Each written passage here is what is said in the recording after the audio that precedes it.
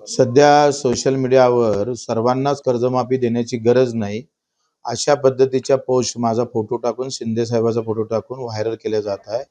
व्यवस्थित कसं बच्चू कडूला बदनाम केला जाईल, हा काही पक्षांच्या वॉर रूममधून झालेला प्रयत्न आहे. अतिशय म्हणजे मी काय बोललो होतो, का आमदाराला कर्जमाफी नका देऊ, अधिकाऱ्यांना कर्जमाफी द्यायची गरज नाही. शेतकऱ्याचं वर्गीकरण झालं पाहिजे. बिल्डर उद्योग शेतकरी अलग, कर्मचारी शेतकरी अलग, आमदार शेतकरी अलग, असं वर्गीकरण करून ज्याला खरंच गरज आहे त्याच्यापर्यंत जावं. आता इथं सरळ सरळ असं टाकलं का सर्वांना कर्जमाफी देण्याची गरज नाही, म्हणजे कसं बच्चू कडूला बदनाम केल्या जाईल.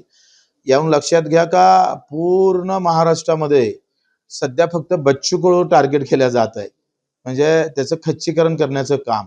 कारण आम्ही सामान्य माणसाचे प्रश्न उचलतो, त्याच्यानं पोट भरलेल्या लोकांना लोकांची काही भावना निर्माण होत आहे त्यांची, ते अशा पद्धतीनं माझं चुकीचे फोटो कॉमेंट्स व्हायरल करताय.